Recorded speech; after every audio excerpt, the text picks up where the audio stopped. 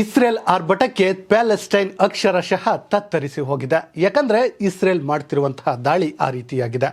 ಹೌದು ಸ್ನೇಹಿತರೆ, ಇದೀಗ ಇಸ್ರೇಲ್ ಮನಬಂದಂತೆ ದಾಳಿಯನ್ನು ಮಾಡ್ತಾ ಇದೆ. ಸಿಕ್ಕ ಕಡೆ ಉಗ್ರರನ್ನ ಎರಡೆ ಮುರಿ ಕಟ್ಟುವಂತಹ ಕೆಲಸವನ್ನು ಮಾಡ್ತಿದೆ. ಯಾಕಂದರೆ ಇದೀಗ ಮತ್ತೆ ಯುದ್ಧ ರಣಾಂಗಣವಾಗ್ತಾ ಇದೆ. ಅದೇ ಕಾರಣಕ್ಕೆ ಪ್ಯಾಲೆಸ್ಟೈನ್ ಒಂದು ರೀತಿ ಸ್ಮಶಾನದಂತೆ ಭಾಸವಾಗ್ತಿದೆ.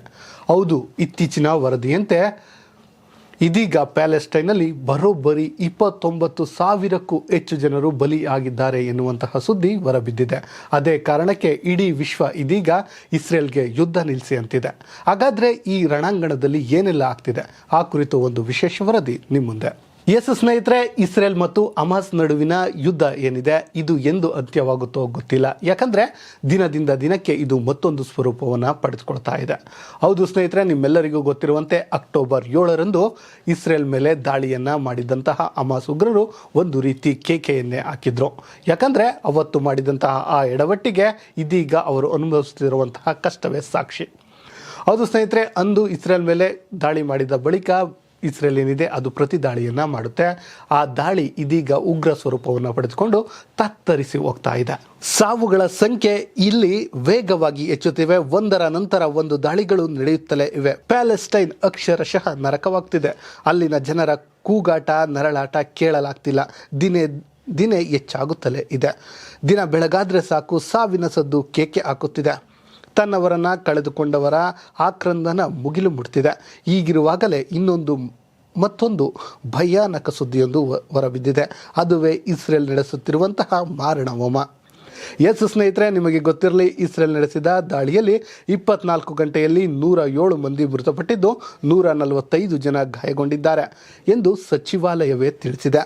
ಇನ್ನು ಇಸ್ರೇಲ್ ಪಡೆಗಳು ಗಾಜಾ ಪಟ್ಟಿಯ ಮೇಲೆ ನಡೆಸುತ್ತಿರುವ ದಾಳಿಯಲ್ಲಿ ಕನಿಷ್ಠ 29,092 ಪ್ಯಾಲೆಸ್ಟೀನಿಯರು ಇಲ್ಲಿಯವರೆಗೂ ಮೃತಪಟ್ಟಿದ್ದಾರೆ ಎಂದು ಗಾಜಾ ಆರೋಗ್ಯ ಇಲಾಖೆಯೇ ಹೇಳಿದೆ.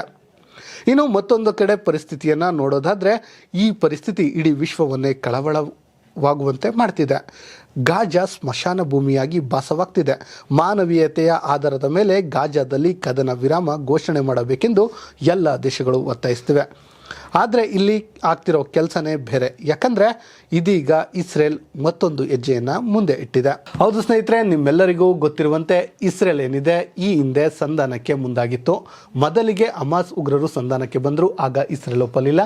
ಅದಾದ ಬಳಿಕ ಇತ್ತೀಚೆಗೆ ಇಸ್ರೇಲ್ ಅಂತಹದ್ದೊಂದು ತೀರ್ಮಾನವನ್ನು ತೆಗೆದುಕೊಂಡಿತ್ತು. ಸಂಧಾನಕ್ಕೆ ಮುಗಿಬಿದ್ದಿತ್ತು. ಆದರೆ ಹಮಾಸ್ ಉಗ್ರರ ನಡುವಿನ ಭಿನ್ನಾಭಿಪ್ರಾಯ ಏನು ಇಬ್ಬರು ನಾಯಕರಿದ್ದಾರೆ, ಅವರಿಬ್ಬರು ಕೂಡ ಎಲ್ಲಿ ಪ್ಯಾಲೆಸ್ಟೈನಲ್ಲಿಲ್ಲ, ಗಾಜಾಪಟ್ಟಿಯಲ್ಲಿಲ್ಲ. ಇಬ್ಬರು ಕೂಡ ಒಬ್ಬ ಕಾತಾರ್ನಲ್ಲಿದ್ದರೆ ಇನ್ನೊಬ್ಬ ಯಾವುದೋ ಸುರಂಗಗಳಲ್ಲಿ ಇರುವಂತಹವನ ನಡುವಿನ ಕಿತ್ತಾಟದಿಂದ ಏನು ಸಂಧಾನ ಪ್ರಕ್ರಿಯೆ ಇತ್ತು ಅದು ಅಂತ್ಯವಾಗಿದೆ. ಅದೇ ಕಾರಣಕ್ಕೆ ಇದೀಗ ಇಸ್ರೇಲ್ ಮನ ಬಂದಂತೆ ದಾಳಿಯನ್ನು ಮಾಡ್ತಾ ಇದೆ. ಅದಷ್ಟೇ ಅಲ್ಲದೆ ತನ್ನ ಉಗ್ರ ಸ್ವರೂಪವನ್ನು ಮತ್ತೆ ಬಿಚ್ಚಿಟ್ಟಿದ್ದು ಇದೀಗ ಮತ್ತೆ ದಾಳಿಗಳು ಶುರುವಾಗಿದೆ. ಇನ್ನು ಸ್ನೇಹಿತರೆ, ನಿಮ್ಮೆಲ್ಲರಿಗೂ ಗೊತ್ತಿರುವಂತೆ ಈ ಇಸ್ರೇಲ್ ಮತ್ತು ಹಮಾಸ್ ನಡುವಿನ ಯುದ್ಧ ಯಾವೆಲ್ಲ ಪರಿಯನ್ನು ಪಡೆದುಕೊಳ್ತಿದೆ. ಆದರೂ ಕೂಡ ಈ ಹಮಾಸ್ ಉಗ್ರರು ತಮ್ಮ ಸೇನೆ ಏನಿದೆ ಅದಕ್ಕಿಂತ ಅರ್ಧದಷ್ಟು ಸೇನೆಯನ್ನು ಕಳೆದುಕೊಂಡಿದ್ರು ಕೂಡ ಇವರು ತಮ್ಮ ಉಂಬುತನವನ್ನು ಬಿಡ್ತಿಲ್ಲ. ಮತ್ತೆ ಇಸ್ರೇಲ್ ವಿರುದ್ಧ ಎದ್ದೇಳುವಂಥ ಕೆಲಸವನ್ನು ಮಾಡ್ತಿದ್ದಾರೆ. ಅದಕ್ಕೆ ಕಾರಣ ಏನು ಅಂತ ನಿಮ್ಮೆಲ್ಲರಿಗೂ ಗೊತ್ತು. ಏನಂದರೆ ಹಮಾಸ್ ಉಗ್ರರಿಗೆ ಬೆಂಬಲವಾಗಿ ವಿದೇಶಿಗರು ನಿಂತಿರುತ್ತಾರೆ ಎನ್ನುವಂಥ ಅಸಲಿ ಸತ್ಯ. ಹೌದು ಸ್ನೇಹಿತರೆ, ಈ ಯೆಮೆನ್ ಉಗ್ರರು ಏನಿದ್ದಾರೆ ಅವರು ಹೌತಿ ಉಗ್ರರು ಏನಿದ್ರು ಅವರು ಕೂಡ ಏನು ಹಮಾಸ್ ಉಗ್ರರಿಗೆ ಬೆಂಬಲವನ್ನು ನೀಡುವಂಥ ಕೆಲಸವನ್ನು ಮಾಡಿದ್ದು ನಿಮ್ಮೆಲ್ಲರಿಗೂ ಗೊತ್ತಿದೆ. ಕೆಂಪು ಸಮುದ್ರ, ಅರಬ್ಬಿ ಸಮುದ್ರದಲ್ಲಿ ತಮ್ಮದೇ ಆದ ದಾಂಧಲೆಗಳನ್ನು ಮಾಡಲು ಕೂಡ ಕಾರಣವಾಗಿದ್ದು ಇದೇ ಯುದ್ಧ. ಆದರೆ ಇದೀಗ ಅಮೆರಿಕ, ಬ್ರಿಟನ್ ಈ ಕಂಬೈನ್ಡ್ ಪಡೆಗಳೇನಿವೆ ಅವೆಲ್ಲವೂ ಎಂಟ್ರಿಯಾಗಿ ಅಲ್ಲಿ ಸದ್ದಡಗಿಸುವಂಥ ಕೆಲಸವನ್ನು ಮಾಡಿವೆ. ಅದೇ ಕಾರಣಕ್ಕೆ ಇದೀಗ ಅಲ್ಲಿ ಒಂದು ರೀತಿ ಶಾಂತಿ ನೆಲೆಸಿದೆ. ಆದರೆ ಇದೀಗ ಈ ಹಮಾಸ್ ಉಗ್ರರ ನಡುವಿನ ಒದ್ದಾಟದಿಂದ ಮತ್ತೆ ಇದೀಗ ಏನಾಗ್ತಾ ಇದೆ ಅಂದರೆ ಒಂದು ರೀತಿ ಸಂಕಷ್ಟ ಎದುರಾಗಿದೆ. ಗಾಜಾಪಟ್ಟಿಯಲ್ಲಿರುವಂತಹ ಜನರ ಪರಿಸ್ಥಿತಿ ಹೇಳತೀರದಾಗಿದೆ. ಯಾಕಂದರೆ ಅಂತಹ ಪರಿಸ್ಥಿತಿ ಇದೀಗ ಅಲ್ಲಿ ಉಂಟಾಗಿದೆ. ಒಟ್ಟಿನಲ್ಲಿ ಸ್ನೇಹಿತರೆ, ಇದೀಗ ಇಡೀ ವಿಶ್ವ ಇಸ್ರೇಲ್ ಮೇಲೆ ಒಂದು ಒತ್ತಡವನ್ನು ತರ್ತಾ ಇದೆ. ಅದೇನಪ್ಪ ಅಂದರೆ ಆದಷ್ಟು ಬೇಗ ಯುದ್ಧವನ್ನು ಮುಗಿಸಿ ಅಥವಾ ನಿಲ್ಲಿಸಿ ಎನ್ನುವಂಥದ್ದು ವಿಶ್ವದ ಶಾಂತಿಗೆ ಅನಿವಾರ್ಯ ಎನ್ನುವಂಥದ್ದು. ಇಷ್ಟು ದಿನ ಅಮೆರಿಕ ಕೂಡ ಬೇಡ ಎನ್ನುತ್ತಿತ್ತು. ಆದರೆ ಇದೀಗ ಅಮೆರಿಕ ಸೇರಿ ಈವನ್ ನಮ್ಮ ಭಾರತ ಕೂಡ ಸೇರಿ ಇದನ್ನು ನಿಲ್ಲಿಸಿ ಅಂತ ಹೇಳ್ತಾ ಇದ್ದಾರೆ. ಆದರೆ ಹಮಾಸ್ ಉಗ್ರರು ಅದನ್ನು ಮಾಡ್ತಿಲ್ಲ. ಅದೇ ಕಾರಣಕ್ಕೆ ಇದೀಗ ಮತ್ತೆ ಇಸ್ರೇಲ್ ರೊಚ್ಚಿಗೆದ್ದಿದ್ದು ತನ್ನ ಉಗ್ರ ಸ್ವರೂಪವನ್ನು ತೋರಿಸ್ತಾ ಇದೆ.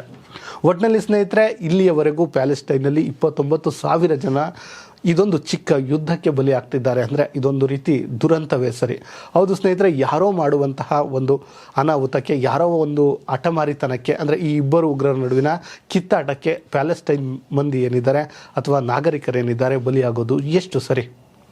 ಇಂತಹದ್ದೇ ಸುದ್ದಿಗಾಗಿ ಸದಾ ನೋಡ್ತಾ ಇರಿ ಲೈವ್ ಟಿವಿ ಕನ್ನಡ.